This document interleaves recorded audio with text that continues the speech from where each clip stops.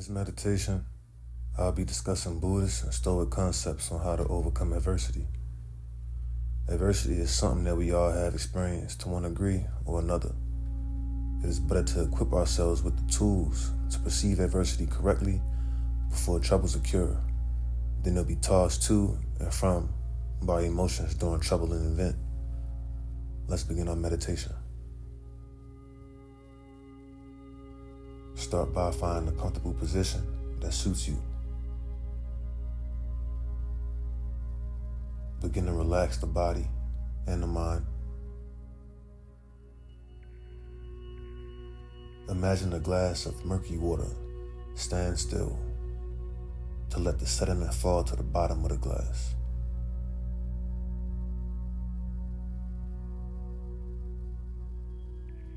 Take a deep breath and feel your body begin to release the tension.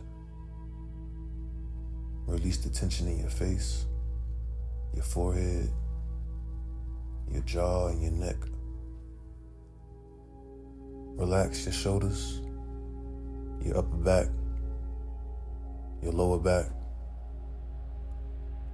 Release any tension in your arms, your hands, your legs, and your feet. Simply enjoy the present moment.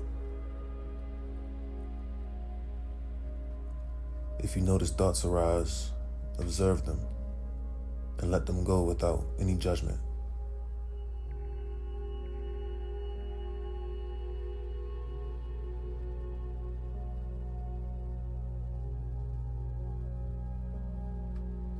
With your body now relaxed, repeat after me in your mind.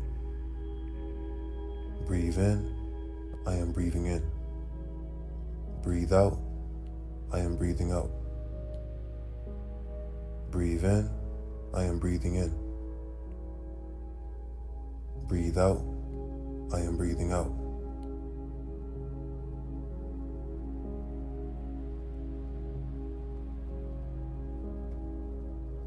Remember, you can return to your breath when you get lost in thought. Breathe in,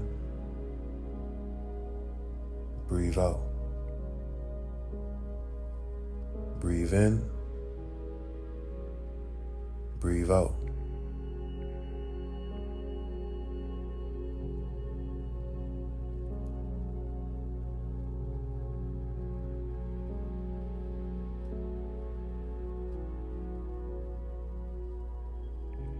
There's a quote and book by the famous Vietnamese Buddhist monk 𝐷𝐤𝐤𝐤 that says, "No mud, no lotus." In Zen tradition, the lotus flower signifies awakening and overcoming adversity. This is due to the fact that the lotus flower grows in swampy, muddy conditions. On the surface, this mud is not desirable to look at. However, the lotus's roots dig deep in the mud to produce a beautiful bloom. In the same book, 𝐷𝐤𝐤𝐤 says, "The main affliction of our modern civilization is that we don't know how to handle the suffering inside us, and we try to cover it up with all kinds of consumption." So instead of running away from suffering and seeking to hide under the rug of consumerism, we should embrace it, acknowledge it, and use it to transform ourselves into better beings.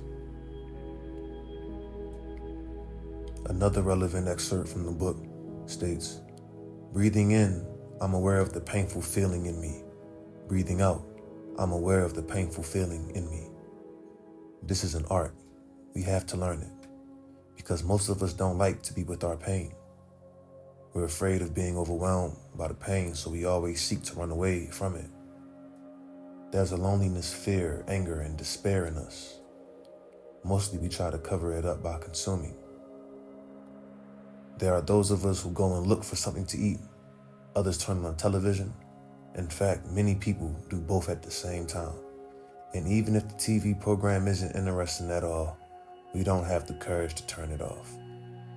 Because if we turn it off, we have to go back to ourselves and encounter the pain inside of us. The marketplace provides us with many items to help us in our efforts to avoid the suffering inside.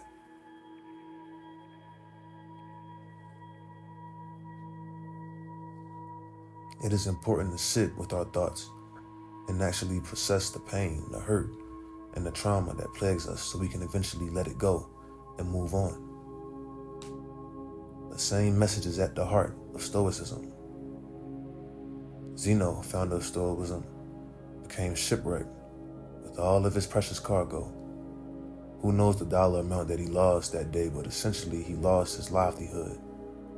Shortly after the shipwreck, he ended up in Athens and was introduced to the philosophy of Socrates and 𝐵𝐸𝐵.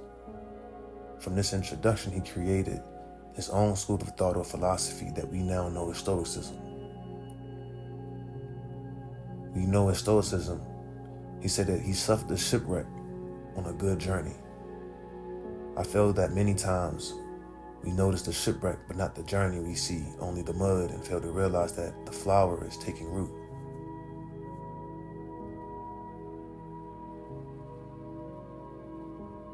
The Stoic philosopher Seneca stated, "The wise man is neither raised up by prosperity, nor cast down by adversity, for always he has driven to rely predominantly on himself and to derive all joy from himself." We need not rely on the externals of prosperity or adversity to determine our mood or dictate our happiness.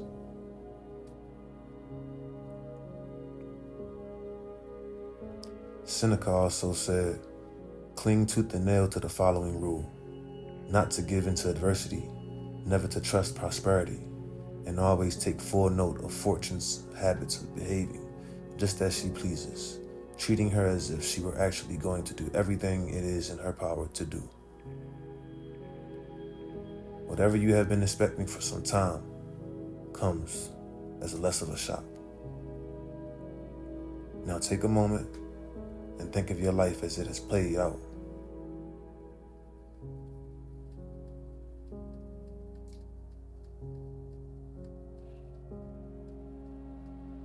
It is easy to spout out quotes and be in full agreement with them.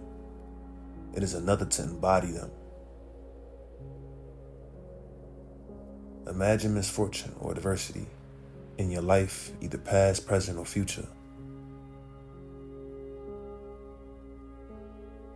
How will you respond?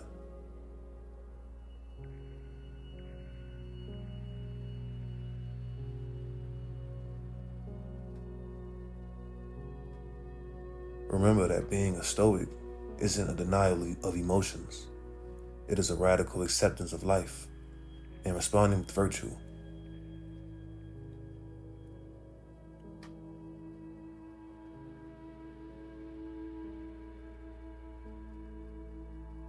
Let's finish with the words of 𝐷𝐸𝐤𝐞. Breathing in, I'm aware of the painful feeling in me. Breathing out, I am aware of the painful feeling in me. Breathing in, I'm aware of the painful feeling in me. Breathing out, I'm aware of the painful feeling in me. Start to pay more attention to your body and the sensations that you are feeling at this present moment. Try to recall any positive thoughts or moments you had during this meditation session. Slowly start to move your hands, your feet, your arms, your legs, and the rest of your body. Or if you so choose, take a moment and continue to relax. Thank you for listening to this guided meditation. I appreciate your efforts on becoming more mindful and more virtuous. Let us strive to be mindfully stoic.